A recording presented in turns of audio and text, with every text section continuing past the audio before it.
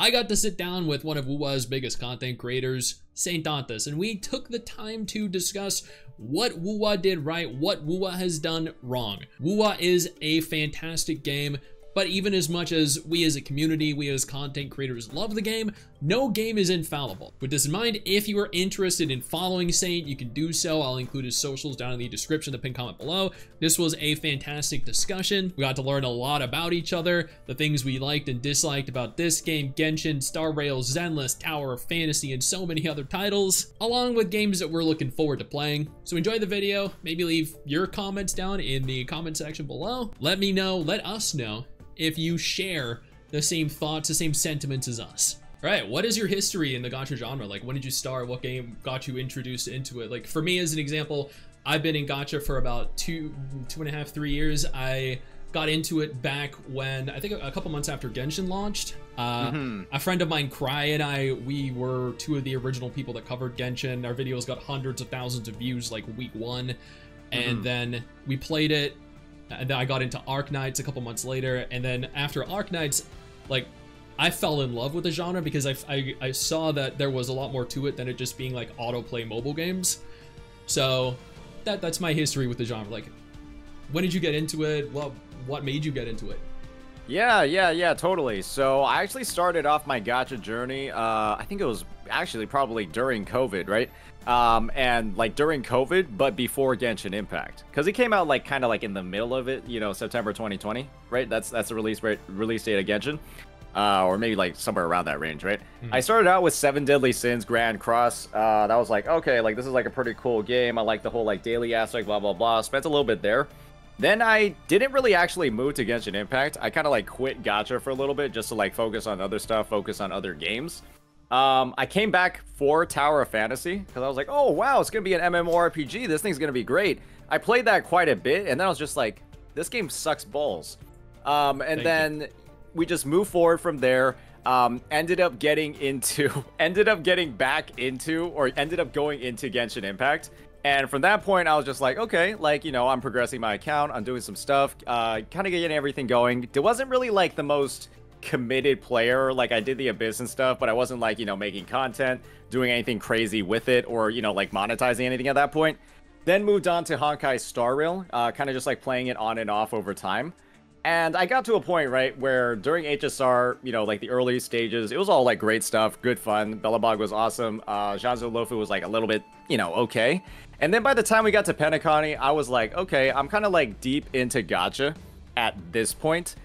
And I got this desire to start branching out. I was getting really tired with Genshin Impact. I had also dabbled in other games like Counterside and stuff on the side while I was also playing Genshin. So I was never playing more than like 1, 2, or 3. I was never playing more than like 3 games at once. And then I got to a point where, you know, Honkai Star was releasing. I played that for like a year. That was a bunch of good fun. And then I got into, you know, what's it called? Then I got into the tail end of Honkai Star Rail, then into Wuthering Waves. Because Honkai Star Rail for me, like kind of balancing with Genshin Impact, it was like a good blend, playing just those 2 games. And then once Wuthering Waves kind of got added to the pie, I saw like all the time that was being spent on like the story, especially in Penacony. I was just like, shit, I need to like take one of these games off my plate. I need to stop playing one of these games. And it turned out that I just stopped playing Genshin Impact. I stopped playing Honkai Star Rail because for me, the time commitment to like actually keep up with those games, actually do the stories, all that stuff, was kind of like getting in the way of like Wuthering Waves and obviously, right, the content creation space that I was joining for that. And so I kind of just decided in like either June or July to just go full time. Try to pick up Zenless Zone Zero as well. Drop that too because of the TVs. I remember one time in the Hollow Zero thing, I had to do like 5 runs with the TVs.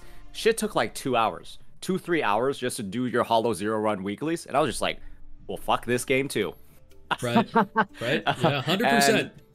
Yep. And so now that they're gone and they've streamlined it a lot more for 1.4, I think it's releasing today. I'm probably going to give it a try and see whether or not it's actually, you know, worth the time at this point. Now that they're doing their soft relaunch. So yeah, I mean, that's like kind of like the history of gacha.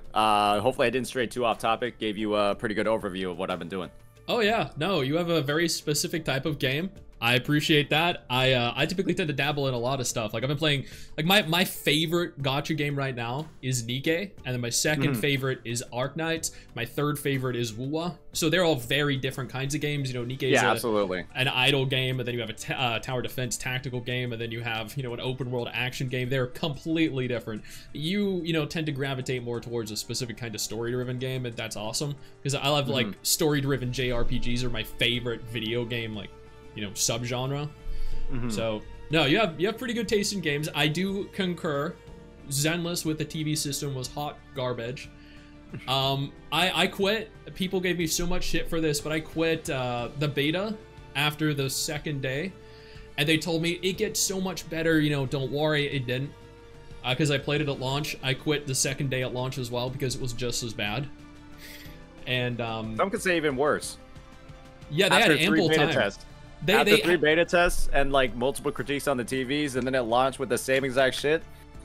Rough I know. one. Yeah, no, exactly. They did not learn from any of the mistakes or any of the criticisms or the feedback that was given to them. Unlike another studio which has learned and has implemented a lot of quality of life improvements after listening to the feedback that they've received. Absolutely, absolutely. Kuro Games, Wuthering Waves. Exactly. So what is your favorite gacha game? Like, if you had to list your top 3, what are they? So, I mean, my top 3, they probably... I mean, I don't really have a big list to play from, right? Because I don't want to necessarily list games that I haven't played, because I don't think I would know.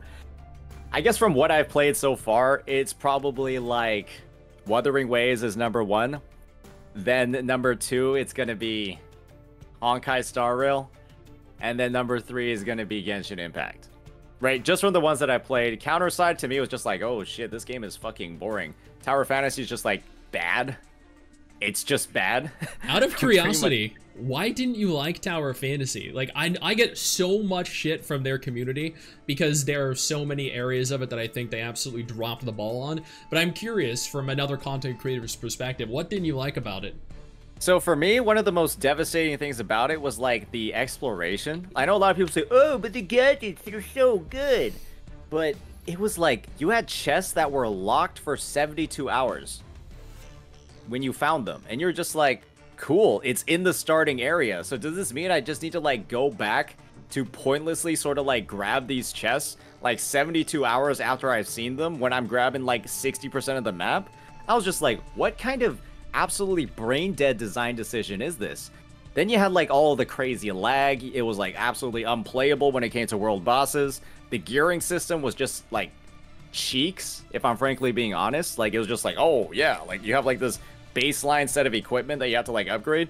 And I was just like, honestly, this all combined with like the PvP, like all these other systems, like, oh, it's just like a character check at this point. I was just like, this game seems expensive if you want to have fun. And I was just like, I don't know if I'm about that. No, it is. It is, and the power creep present in that game is the worst I've seen in any gacha. Every time a new character is released, it literally destroys any kind of previous meta that existed. And this is like the most common sentiment across social media. Like, if you fully upgrade a character in that game, you know, get like 6 or 7 dupes or however many is necessary, the day a new character launches, they are already stronger in their base unupgraded form than a, you know, fully maxed out character. It's unreal. Oh, that sounds like a slight exaggeration, but you know, like it can't be like your level 0 character is gonna be stronger than like the, you know, well, like I don't mean like a level 0. I mean unupgraded as in, you know, not using dupes to upgrade them.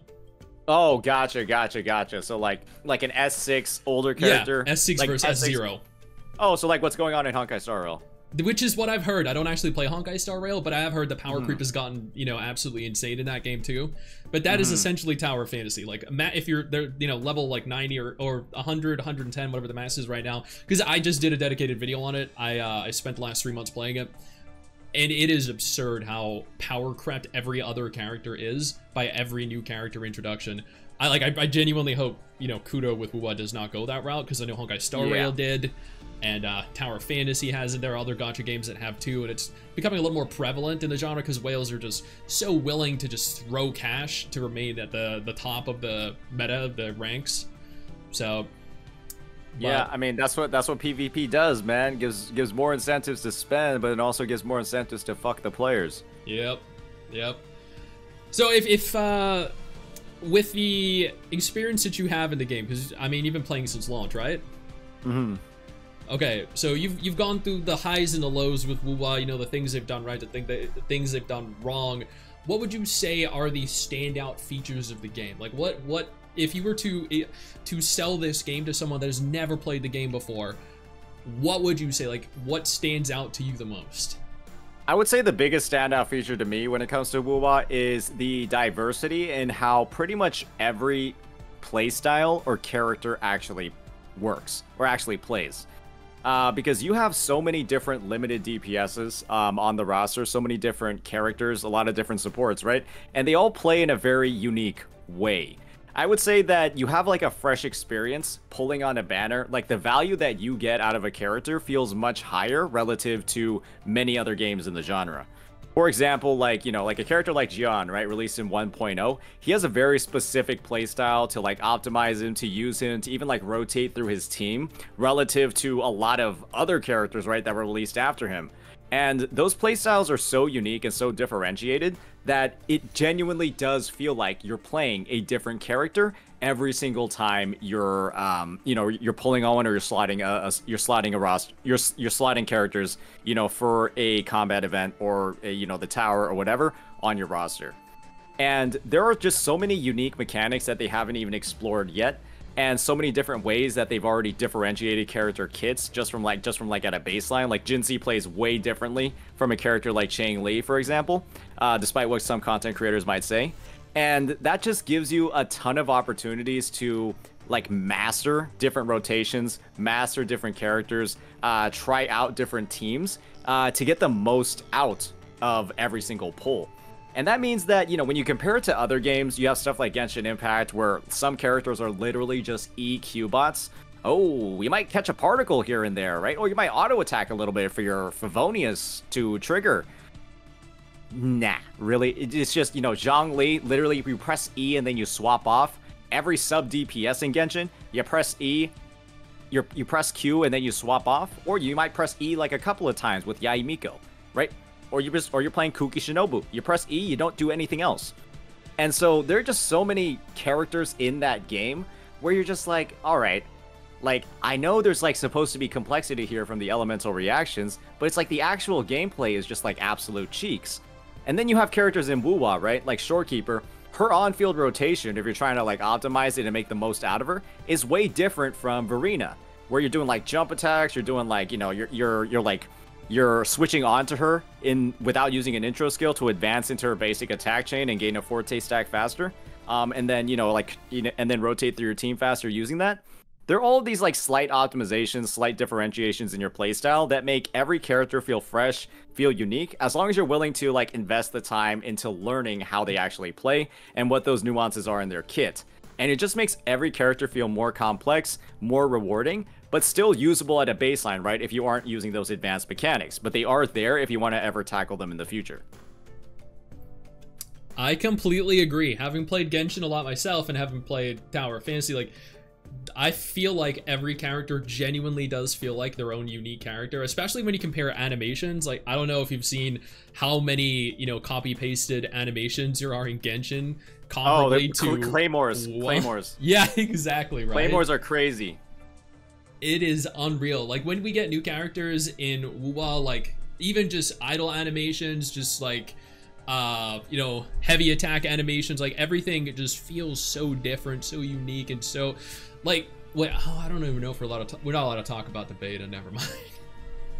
Yeah, a lot of characters are very unique, have very distinct, discernible, you know, kits and animation styles, and I genuinely do think that is one of the cooler features in WuWa. I also, and this is leading into another question, I also think they have made significant improvements in terms of character animations. Like, newer characters like Changli looks, I think, a lot cooler than other like 1.0 characters. I think You know, Shorekeeper looks phenomenal, not just like aesthetically, but also in terms of her kid and her animation. Same with Chong-Li. They all look significantly better, like they were, you know, worked on way down the line. Do you think that comparatively to 1.0, they have made a lot of progress with 1.1 through 1.4? Because a lot of people, a lot of haters, let me clarify, believe that the game has, you know, is equally as terrible now as it was back in 1.0. You know, chapter, what are we up to? Like, act like, what, 6 or something was, or...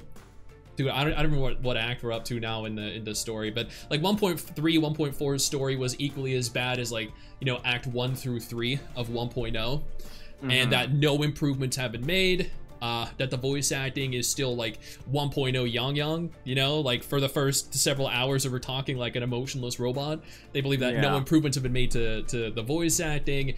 They believe that there have been no quality of life improvements made yet, you know. Evidently there have. We get double rewards for things like domains and tacit fields. Like, there have been, I think there have been so many improvements made. Haters clearly don't, but what do you think? And do you think they've been sufficient over the course of the, you know, the 4 major patches that have come out? Yeah, so I guess if we're looking at it strictly from, I think you mentioned story and like story progression, as well as like, you know, as well as quality of life, so I'll try to answer all of them at the same time.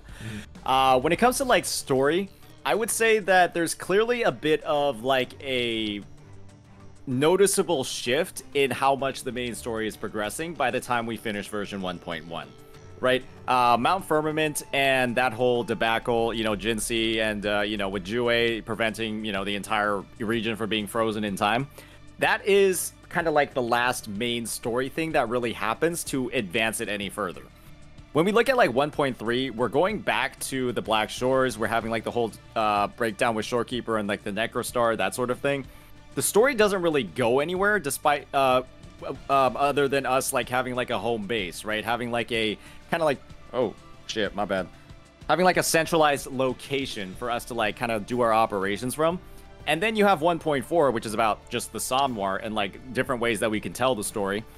So there's not really anything crazy going on there as well, and then a lot of smattering of story quests in between for all the different characters. So when we think about it that way, it's kind of like them laying down the groundwork. It's them kind of like cleaning up a little bit of like the mess that a lot of the story rewrites from the closed beta test up until release created, and it's sort of like setting the stage for 2.0. Sidimar actually had a video where he was talking about how Renacita, you know, the 2.0 region, was actually supposed to be in the game on release. But the fact that the story had to go through some rewrites to just get like the pacing right and everything, and integrate feedback from the original CBTs, that actually made it so that Renacita had to be delayed until 2.0. And that's why the version 1 of the game is so short. So when I think about it that way, right, I'm like, I could see where there's criticism in terms of like, oh, the story isn't like moving that much. But that's because that's also why version 1 is so short. And you could say that patches like 1.2 and 1.4 are more like filler patches instead of like actual main story things, right? Because not really a ton of stuff is happening or going on. So from that perspective, if we're talking about like main story progression, not a lot of it happens. A lot of like laying down the groundwork stuff occurs, and we're kind of like ready to go full speed into whatever is going on in 2.0. When it comes to the quality of life, or do you have any questions on that? No, that all made perfect sense. All right, cool. So that's my viewpoint on the story. I can understand the critique, but it's also like, hey, version 1 is short for a reason. When it comes to the quality of life, there's something happening in every single patch, right? One thing that Kuro does exceptionally well is that whenever it comes to any change that they're making to the game, they recognize why the change is being made. They list why, how the change is going to, like what change they're doing, and how the change is going to fix it. They're very detailed about it. It's very clear to the players why they're putting it in and what problem they're trying to solve relative to, you know, the rest of the game. Things like overworld farming being a little bit annoying, right? 7 months into the game, right? Constantly doing that in the same exact area is why the Elusive Realm now gives a weekly reward that can be redeemed up to 12 times and then gives you every single overworld material you could possibly need. So that's just in the game. That's an alternative now that you can do to have a little bit more fun while grinding. And if you do it every single week, all 12 times, right? you'll have more than enough materials to upgrade pretty much all of your characters, and you'll never have the need, right, to kind of annoy yourself with killing exiles ever again. Because that was like a pain in the ass, right? You don't get echoes for it. I made like a critique video on it, and people were just like, oh, well, I just go ahead and I just grind the overworld for 5 hours every single day, and I have a blast. I do it every day.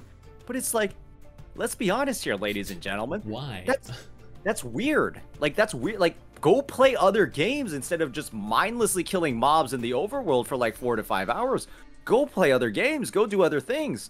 You know, maybe do something like productive. Because, sure, you can do that and you will never have a shortage. But it's simply not a productive thing to do with like pretty much anybody's time. Because, you know, echoes are just better in every single way because you actually get equipment you can use. But now we're running into the situation, right, where people have like 2,000 echoes in their inventory at all times. They're like, oh, I can't possibly recycle anything. I've got to save all of my HP and defense pieces or the character that's released that might use them. And, you know, people are going to get that feedback. Kuro, I guess at this point, people are building up that inventory, and people are just going to put on the feedback form, hey, we want more echo inventory space. Or, hey, we want like a better way to manage our inventory space when it's full. And you're just like, okay, like send it in. They'll fix it.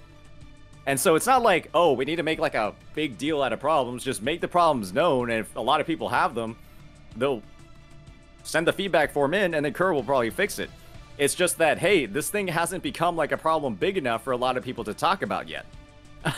And that to me is like the only reason why there are like annoying things or annoying mechanics or annoying UI that just hasn't been fixed yet. It's because people haven't gotten that problem frequently enough for it to be an issue that's raised and then put on the feedback forms. It kind of makes sense, right? The whole problems with having a max inventory of echoes, it's not happening until version 1.4 because it just logically wasn't something that affected many, if any, players prior to that, just because it takes a fuck ton of time to even get to that point. So I just view it as like, hey, once a problem gets known and a problem becomes common, it's just something that is raised to the developers and then they fix it. And that's just like a level of consistency that we've seen in every single version. And so a lot of players, right, almost view the game as like guaranteed to fix anything that comes up. It's just, and what that means is that when concerns are raised, players want to make sure that they're legitimate and not like something that's fake, right? Or something that's not researched or like misinformed. Because then, right, then you might have the developers making changes because they're very willing to make a lot of changes that are suggested. They don't want the developers making changes or wasting development time on something that isn't actually an issue. No, I get it. Which is actually one of the things, like, when people ask me what my favorite part about the game is, like, you know, do you like the graphics, do you like the character models, do you like the action combat? I always tell them that one of, if not the key thing that I love the most about Kudo and WuWa as a whole is their willingness to listen to feedback when compared especially to other studios, their ability to actually change, to, I think, not necessarily assume that they know and they, you know, understand what their community wants and believes, like a lot of studios seem to do, and then make changes based off of what they think the community wants. Rather, their ability to implement what we want as a community rather than, you know, their weird misconception of what we want. Yeah. So yeah, exactly. They directly listen to players versus thinking that they know what's best for players. You know, if Genshin did that, they'd have a skip button. They'd have artifact loadouts. Exactly. They'd have a lot of things, right, that aren't in the game currently and probably will never be added. Yeah, because, you know, in spite of everyone enjoying having a skip feature in Zenless, in spite of Zenless actually making sufficient alterations to their core game and listening to the feedback of their community, the Genshin devs, you know, the Genshin community as a whole don't give a fuck, and they just continue to throw money at the game, even in spite of knowing that the devs themselves don't give a fuck about them and treat them like an ATM. So, but speaking of, what do you think is the worst part of Wuthering Waves? Like, if there was a thing that you could change because it is so abhorrent that it drives you to absolute and utter insanity, what do you think, like, what would that be? To me, it's the potential for wasted development time on mechanics, on resources, or interactions that players don't really give a fuck about. For example, the active abilities of 1 and 3 cost echoes. Who is using, like, the little 1 cost boar, the saber boar, or like the purple heron's echo skill? Nobody is using that shit. Maybe sometimes people will have like an elite one with like a parry that they'll use for like fun, but it's just like, these could quite literally not be worked on, at least in my opinion, or if they're going to be worked on, fleshed out more to make it worth the development time. Because for me, it's kind of like they almost have this expectation that they put into the game. Pretty much, honestly, everyone pretty much uses the 4 cost echoes instead, right? Because they're just stronger, they give better buffs, they're just better overall.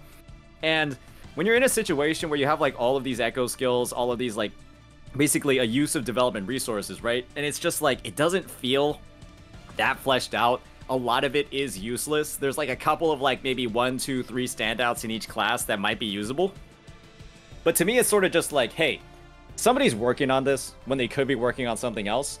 And it kind of falls in line, right, with making changes that people aren't asking for or making changes that aren't actually legitimate. It's just like, this is all development time, this is all resources, this is all manpower that could be used for something else.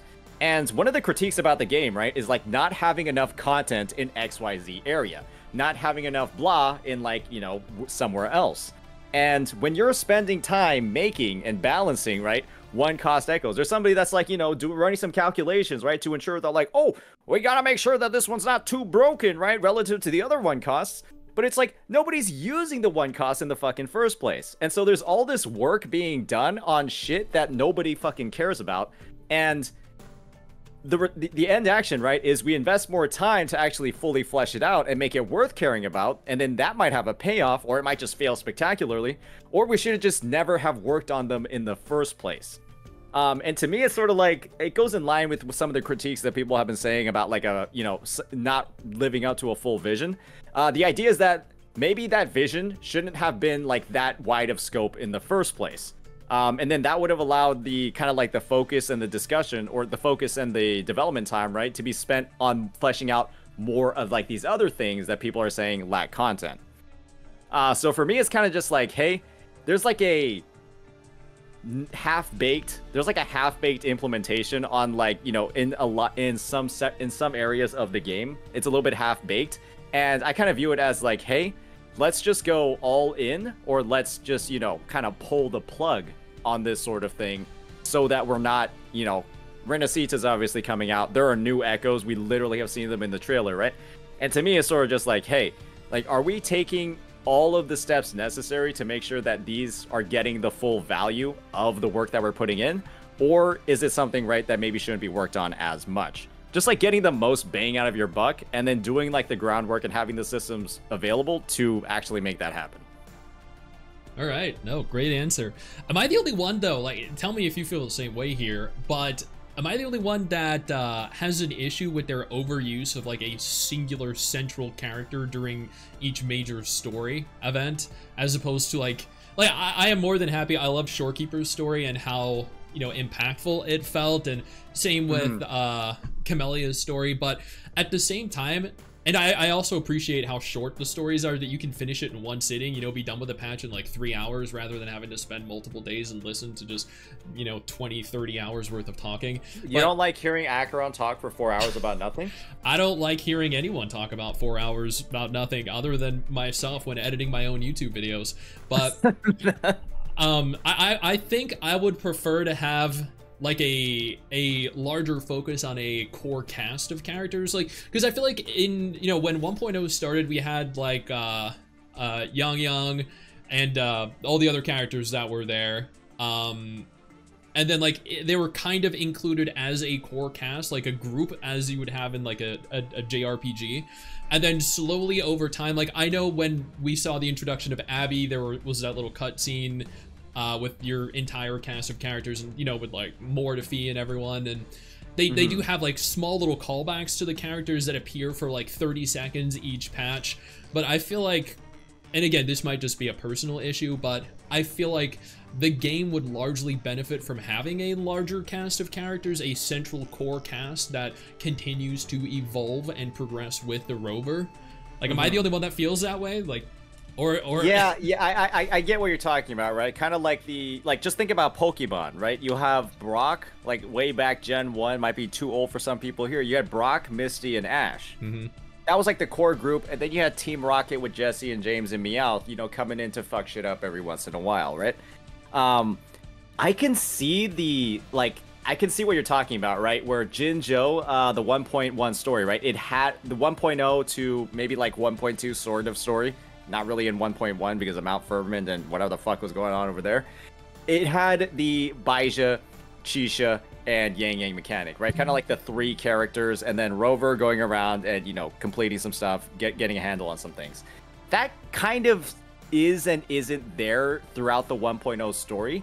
And so I'm imagining that, like, the integration of the Black Shores and why we spent so much time on people like Shorekeeper, on people like Camellia, and, you know, why Alto and Encore were kind of heavily present during the 1.0 story for, like, a good part of it, is that maybe the Black Shores, with Rover being the leader, right? They're meant to be the Black Shores are meant to be, like, the central group. Because they have the ability, right, to access everything. And, like, you know, in 2.0, they're supposed to be, you know, 2.0 is in Rinascita, right? And we hear news in the Black Shores about how they're not welcome in Rinascita. It's like, oh, you know, maybe that's going to be one of the main points of conflict in the story. And that's kind of like where they're brought up again, moving forward. And so to me, the Black Shores seem like that potential central organization. It's a pretty varied cast as well, right? You got one guy, Alto. You got the little kid comedic relief, Encore. You know, she's just silly all the time. Then you got Camellia and Shorekeeper. But Shorekeeper's kind of like MIA or idle. Right? She's kind of like doing her own thing, always, you know, relaxing and stuff in that one area. You got like a lot of stuff going on there. And to me, it seems like potentially a bit more of like a cohesive cast. And maybe that's why there was so much time spent on them in the story. And that's why they have some of the best story quests. Right? Shorekeeper has the whole entire 1.3 dedicated to her. Encore's story quest is considered one of the better ones in the game. And Camellia's, right, is probably one of the best story quests in the game. Just from the perspective of, like, all the different stuff it covered and, like, you know, I would say overall impact on the story. So, I agree. Yep. Yeah. So to me, it's like the Black Shores kind of seems like the central area. And, you know, I mentioned, right, that it's supposed to be, like, 1.3 establish it as, like, a home base. And, you know, you got some resources, you got Tethys, you got a lot of interesting plot points going on. And we can just imagine, right? Maybe there are some more characters that join the Black Shores, right? As one of the paths of their progression. So I see a lot of potential there. Obviously, a lot of it hasn't been approached yet or addressed in the story, but I think it's definitely something to consider moving forward.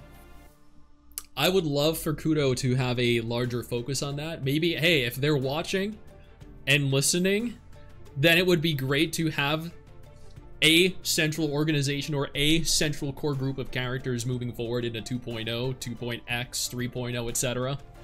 I'm just throwing that out there now. That is just a personal subjective want and need, but I also don't think it's absolutely necessary because there are a ton of people that completely gloss over and skip the story as well. Even though it's as condensed as it is, you know, every major patch is like 2 fucking hours long. They still find ways to skip it, and even though every single, well, not everyone, you know, like the Shangli Yao and Zhezha story was, you know, the whole firework festival and everything was a fun side story and side activity, but still, like, I understand skipping all the side content, I do, but you know, I feel like experiencing Camellia's story, experiencing Shorekeeper's story, they were all integral parts of the game and the lore of the world and everything overall. So I don't understand skipping everything of it, but I do understand skipping some. Now I am curious though, because you are a big WoW player and you have dabbled in, you know, Star Rails, Zenless, Genshin, ToF. What gacha games are you looking forward to in 2025? Because, like, I'm assuming here you're not going to stick to just WoW exclusively moving into the future, and that you are going to want to try out new games, you know, like Enfield, Ananta, Neverness, the Azure Promelia, even though it's going to appeal to a very certain demographic of people. Boomers. Well, I mean, you know, I wouldn't stop there. I'd go a step further, but, you know, I don't want to offend them. What else is there? Unending Dawn, Do It Night Abyss. Like, what are you excited for? Yeah, I'm aware of like most of the games you mentioned, except like the last two, so I won't comment on them too much. But to me, Ananta and Arknight's Enfield look like the most interesting additions to the bunch, right? Ananta is a is just a fresh and unique vibe. I don't even want to talk about NTE since Ananta came out. NTE to me is just kind of seems like dead on arrival. I played the beta of NTE. Yeah, they had there's a lot of public footage on the NTE beta, and like there's some good parts about it, but just I've seen the footage, I've seen people comment on it. Everything in Ananta just seems better, at least from the first perspective, right? The first look, and obviously the first look might not be anything because it is just like a rendered trailer, but NTE, the combat didn't look that good, and everything that they had in terms of like the traversal, the city landscape, it just looks like it's better than Ananta. So I'm just like, one of these games just seems better than the other in pretty much every single way. And obviously we need more footage of Ananta to make the call there. So, but I'm just like, from a first glance, I didn't do like NTE beta or anything. It's just like, I'm just going to go with Ananta from there. And they're both very similar in the genre that they're covering. So NTE actually, since you didn't play the beta, the devs gave access to a couple dozen different global content creators that were part of their Discord. And they did this with the intention of global creators providing them feedback so they could attempt to make improvements and alterations to the game based on like Western gamers' perception of the game and, you know, like wants and needs in a game that would cater to them, because we have very different likes and dislikes to the Chinese demographic of players. And I talked to 14 different creators that got to participate in it. All 14 creators said the combat is one of the worst action systems in any current gacha game. Oh, God. And like it makes Tower of Fantasy look like Genshin makes Wuwa look. So oh God. We all left lengthy feedback on the combat, hoping that they would listen, and they gave like a summary, a report of changes that they're making between this beta and the next beta test, and they're making a lot of great changes. They really are. What was missing from that entire like 11-page document? A focus on combat. Apparently, and this is just speculation here because I don't have any clarification, but the Chinese player base didn't find issue with the combat being as poor as it was, so they're focusing on a lot of other issues while leaving the combat in the poor state that it's in right now. And one other issue I had with it is that they emphasized that you could like wall run in NTE, and then the wall running is actually limited to a single character ability, the little redhead girl, and it's on a cooldown, like a 20-30 second cooldown. So you activate it, and then you could run out walls for about 8 to 12 seconds, and then after that 8-12 second period, you're stuck just climbing again, like, you know, Genshin or TOF. Oh my God. And like I left feedback on this as well, saying, you know, you wanted to implement wall running, that is great. Like TOF had wall running boots they implemented with 3.0 for the Domain 9 expansion or major patch. So I was like, you can't like lock such an important, like, imperative to your exploration feature behind having a single character only. That is terrible. So I'm hoping Ananta sees this and they're like, yeah, you know, you want to like fling across the world, you can do that. You want to run up walls, you know, you can do that on any character at any time, just like Wuwa. Well, I guess, I mean, hey, they saw Genshin, whatever the fuck they did in that land, they're like, hey, just get a Saurian. Oh, it's perfectly fine. It's not. No, it's not the same. It's bullshit. Everybody knows it.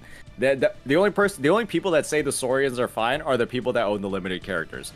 Pretty much, right? Everyone else is just like, yeah, Natlan is dog shit for a reason. So, I mean, obviously the NTE devs, I think they have to go back to the drawing board for a lot of different things. But I think they're clearly maybe not listening to the global that much. But hey, what's new when it comes to gacha games from that perspective? So, yeah, NTE has, and the thing is, right, NTE kind of set the baseline, set the expectations, and then Ananta can just be like, hey, we're going to do all this shit, but better. There we go. And that's exactly. yeah, that's like that's a very strong value proposition from them. But it's also like a weak one as well because like it doesn't seem like the bar is very high. When it comes to Arknight Enfield, or sorry, did you want to comment on that? I'm just saying, like, you know, NTE has a lot of room for improvement. It genuinely does, and they are listening to some extent. But at the same time, like, at the end of the day, these are the same people that made Tower of Fantasy. So, you know, we do have to go into this with the expectation that they might not ultimately end up doing that great of a job, even with the knowledge and experience that they've amassed over that time. I do have high hopes for it, but, you know, I'm kind of reeling in my expectations just a little bit, or a lot, actually. Gotcha. Yeah, I mean, hey, better to be safe than sorry. Don't want to be disappointed by another hotted title. But go on with Arknights Enfield. Yeah, that game looks fucking good.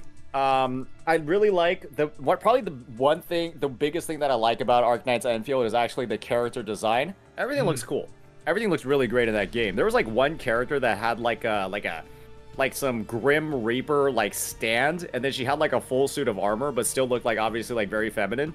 It was like a female character with like dark hair, like dark blue coloring, and she had like a pretty iconic spot in the trailer, and I was just like, wow.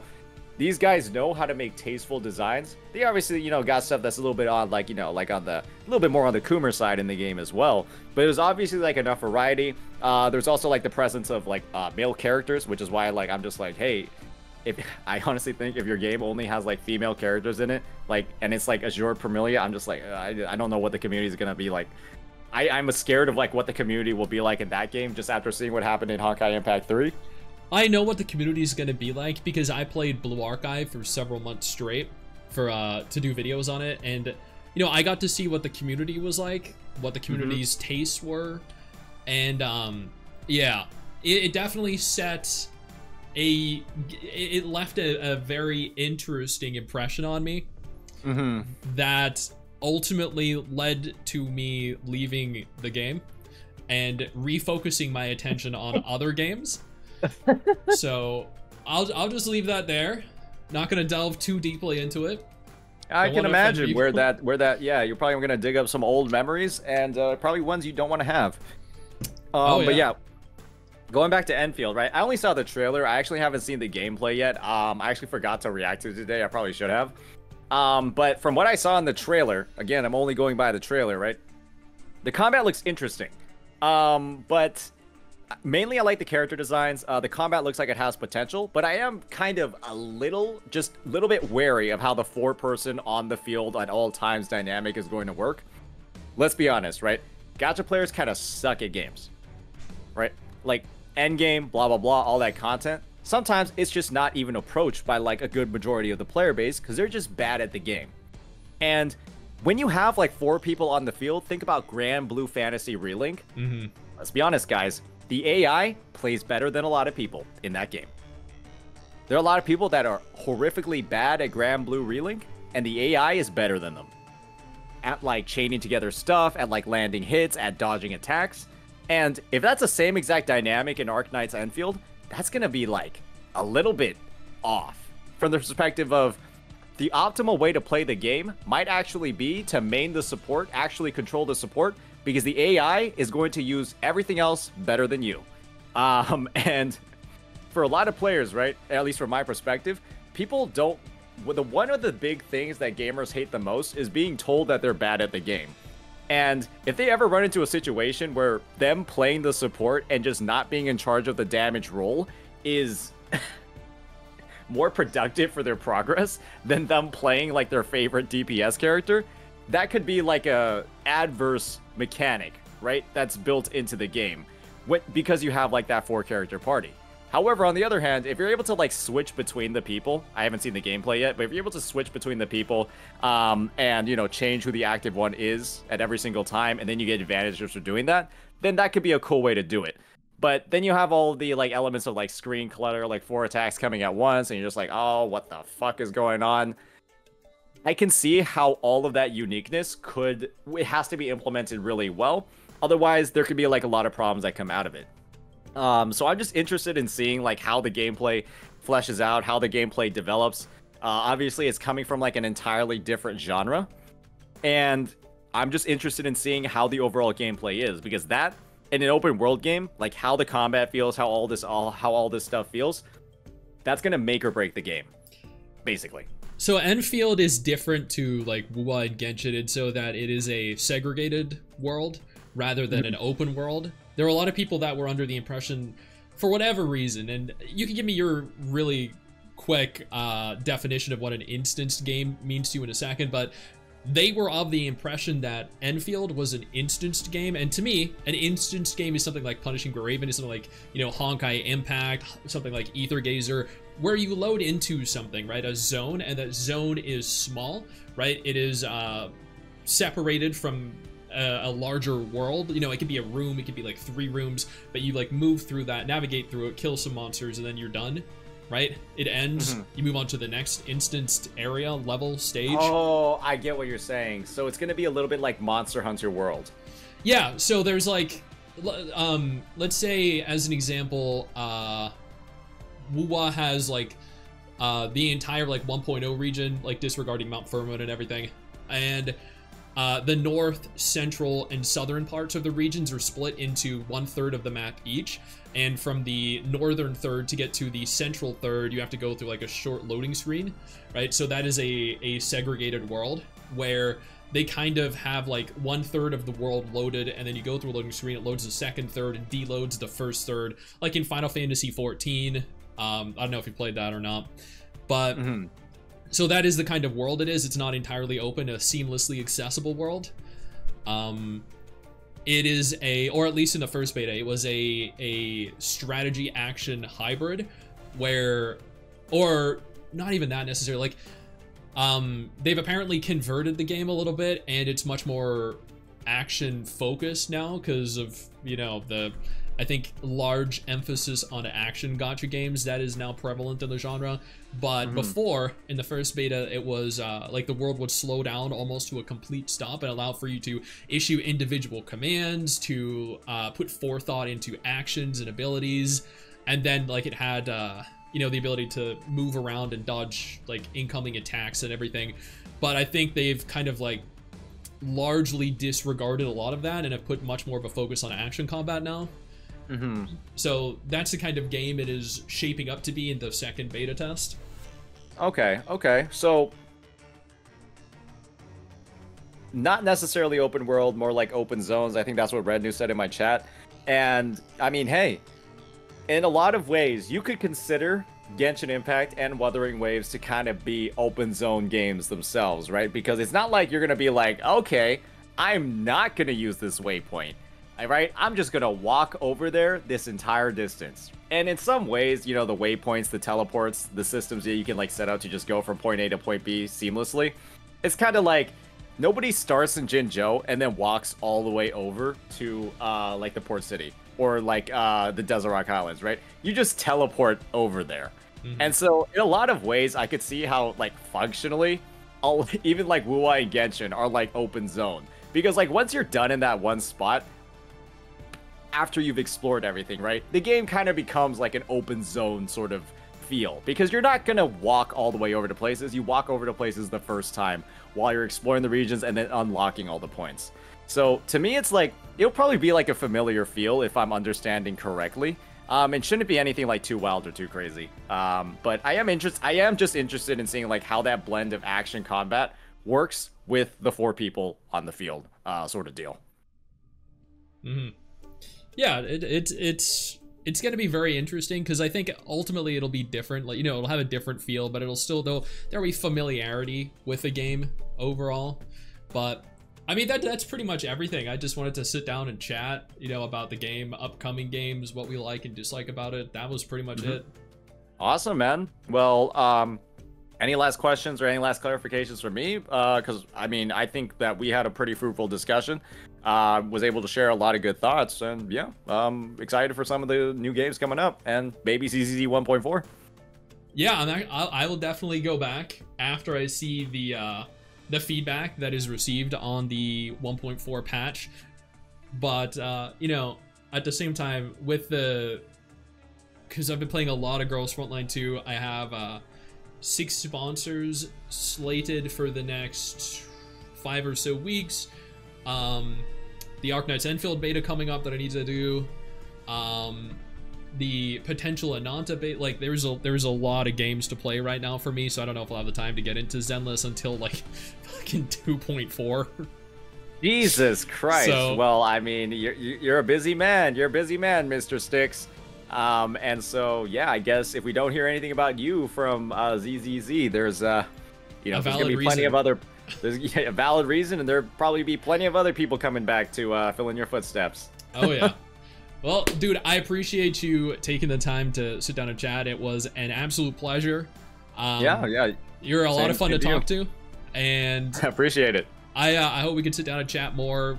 Potentially, after 2.0 drops and we get to play through it and see if it lives up to expectations or not. Love to have you go over your thoughts. Maybe bring in another creator or two as well. So yeah.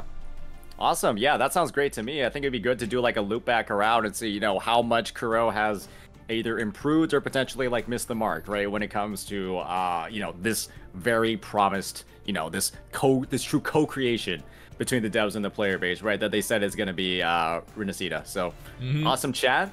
Yeah, definitely would be happy to talk to you again, and perhaps make it more of like a potential podcast style sort of discussion, and just have like more voices in the in there. Yeah, I'll definitely set something up like January or February if you're interested. Awesome. If you need me for anything, I'm a DM away. Again, sounds appreciate good. Your time. And hey, let me get some of those.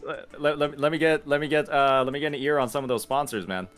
Dude, if you need any, I have contacts in every single major gacha studio. You could just ask me who you want, and I will forward them all of your contact information. For real, I've done that for so many creators already, and I would be more than happy to. Awesome, appreciate it, dude. All right, have a good night.